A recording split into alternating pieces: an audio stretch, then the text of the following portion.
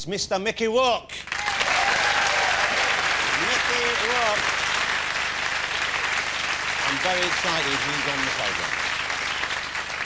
Look at Mickey. He's lived, he's touched the highs and the lows of Tinseltown. He's been up and down more times than Colin Farrell's art. Let's get our final guest out, ladies and gentlemen. I'm delighted he's on the show. I have been a fan of his acting for so many years. He's in a movie which I saw last week, which I adore, so it's great to have him on the programme to talk about that. Mr. Mickey Rourke.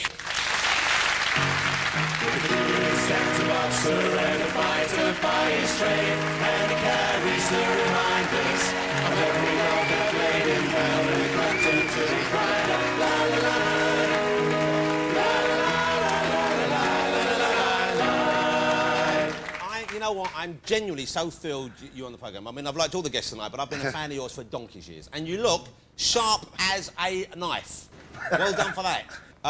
It's great to meet you. Know, I think some people are wary of meeting you, aren't they, Mickey? Because you're sort of an uncompromising soul in many ways. Which way should I sit? You sit any way you want. I'm not going to argue with you. That's a very odd way to sit, though. But you're kind of, you know, you've got a reputation that's followed you around. I know you're maybe not the man you was in that respect, but certainly people might be a bit wary of you. I don't think they know the full story, because deep inside of it all, I think there's a gentle soul lurking. Is there not? I think so, too, yeah. There's a man here who loves dogs. You have how many dogs, Mickey? I live with 7 dogs. 7? I have 5 chihuahuas and 2 pugs. 5 chihuahuas. Well, I don't have any pugs. I have a Boston Terrier and we have a chihuahua. And the chihuahua is just a dog. I love them. They're really smart. 5 is a lot to have. Yeah.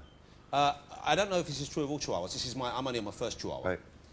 When you pick her up, she licks on your mouth, in your mouth, and right up in your nose. Yeah. Is this half of the course? They lick your whole face, but if I want to kiss one, I blow in her ear. And then she turns right around and hits me. Sweet. Yeah, That's sweet. But you don't use tongues and stuff, presumably. Sometimes. Oh, there you go. And where do they live? They all live in the house with you? They live with me in the house, but I got to get them in by... I live up in California, up in the hills. And at 6:15, they all have to be in because the coyotes are coming. Wow. And all my neighbors have lost their dogs except me. Oh, man, that's sad. Because I have the rule, 6:15. How do the coyotes know to come down at 6:15? They got watches? I got this big, gay, Nicaraguan cook. Well, don't show off. I've got 4 fellas over there. Come on. You might have more chihuahuas, but I've got a bigger entourage. No. But he's really a terrible cook, but he loves the dogs. That means the world to me. That's the main thing? Yeah. Do you ever dress the dogs up? Sometimes, yeah, sometimes. That's fun. I like that. Yeah. My little Boston Terrier, he kind of looks like a little boxer fella. He's got the big old chest. I got one like that. I put him in a little sweatshirt sometimes. Man, he looks just like Sylvester Stallone. Yeah. Slightly prettier, in actual fact. Do you like their company, though? I mean, is that why you have them? You like being around dogs? You prefer them to people? No, when the wife left, I needed something to sleep in the bed that I could talk to in the morning. Yeah. You know?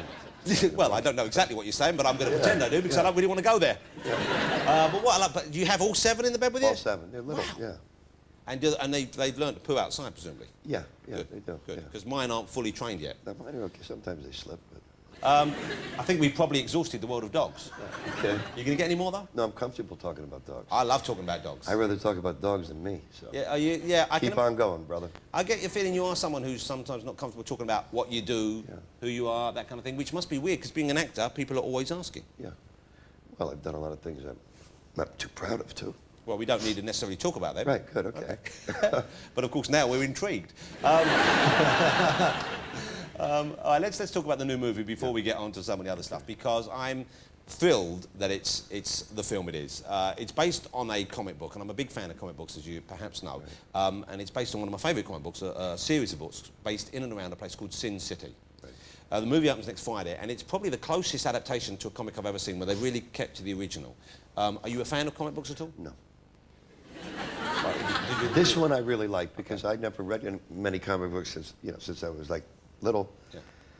And this one is like an adult-oriented comic book. You know, it's got tits and ass and muscles and guns and, you know. Okay.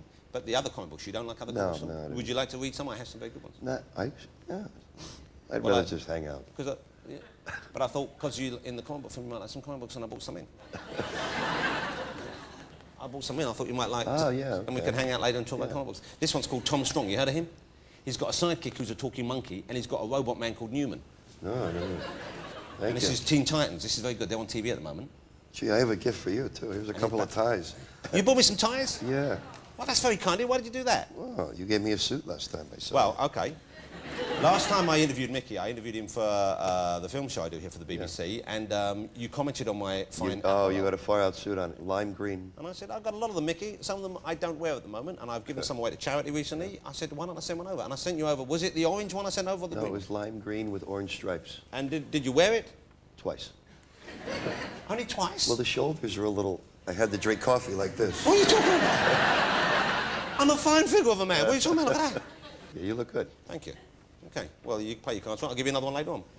You look real good. Look at you. Hey, you see, I think something's going on here, Give you fellas. Is this how it starts?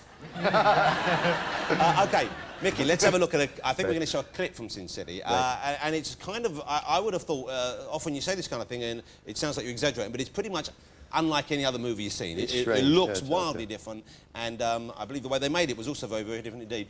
You might not even recognise Mickey when you see him. This is Mickey in Sin City. Have a look at this. How about that?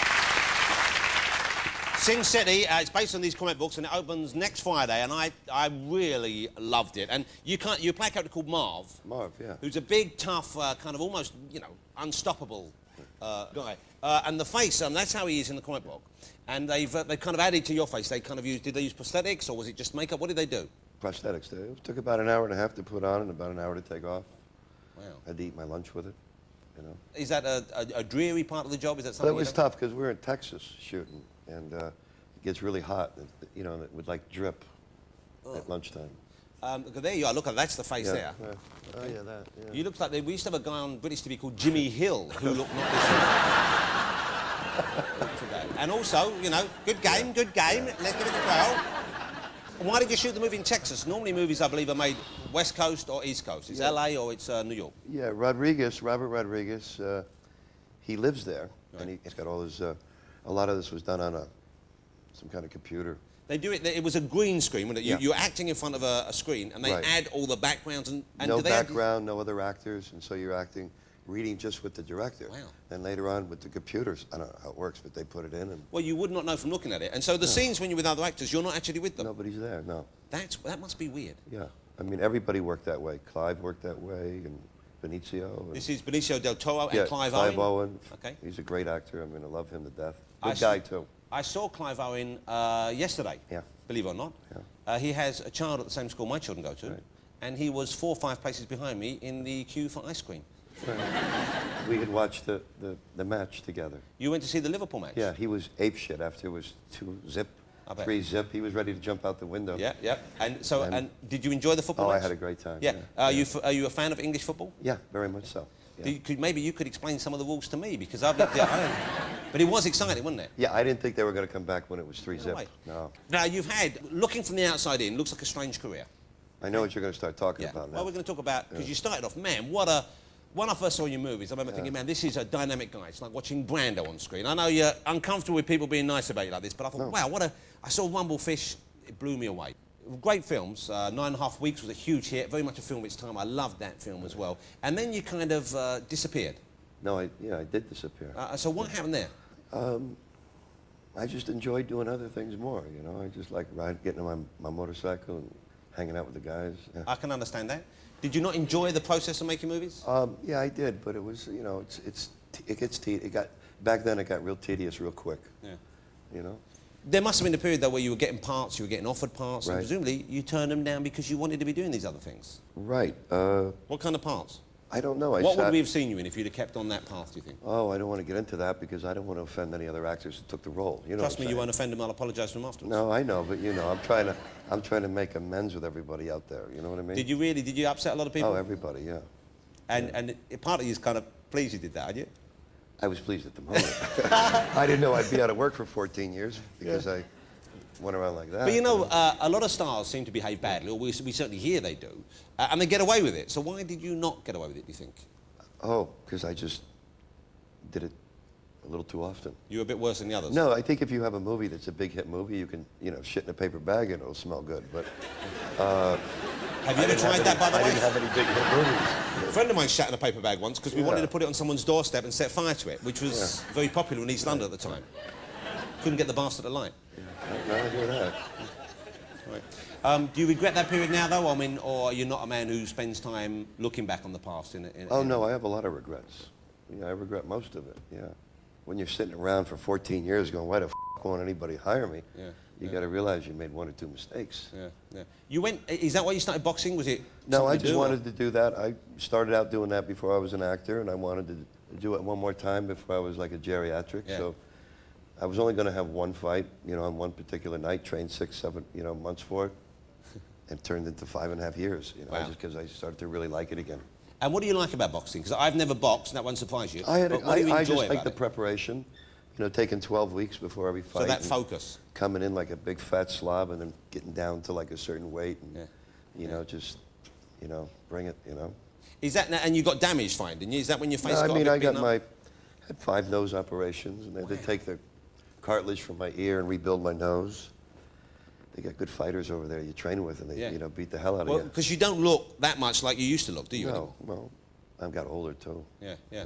The nose is funny. It's a funny operation because it's all inside, and affects your breathing, and a lot of it is cartilage damage. It's not so much your nose is broke. It's a buildup of, getting slammed. Yeah. Can I be honest with you? I think you look better now. Thank you. I think you look kind of, you've got such a brilliant face full of character. I know men like that in other men. I always like Roy Scheider's face a lot because it had kind of like that, real character Well, face. that's pretty severe, Roy Yeah. Scheider, yeah. Yeah, well, you can talk, well, you can. Okay. What movie stars do you like? Do you admire or other actors? Who do you like who's in the business today? Who do you like from the past? Why don't you tell me who you like, and I'll say if I like him Okay, too. all right, we'll play that game. Robert Mitchum, Yeah, he's cool. Marlon Brando, The best. okay. Richard Harris. Oh, he's a good friend. Did you work with Richard Harris, or you just No, knew we him? never got to work together because nobody hired us, 2 of us at the same time. That's a big insurance risk, isn't it, having you 2 guys on the film? Well, we were supposed to do a movie in the jungle one time together, and the producer wanted some other guy. And I said, how about Richard? And finally, they're procrastinating, and it's not happening. And I said, what's the problem? He says, he's terrified of being in the jungle for 14 weeks with you and Richard. I said, oh. Hey. But it would have been fun because he was the tits. Were people scared of you, though, do you think? Because I get the feeling that there was an air of menace that surrounded you for a while. Everybody loses their way, at some point. And I guess I guess I did. I did, and, But that's gone now. Yeah. You've moved on.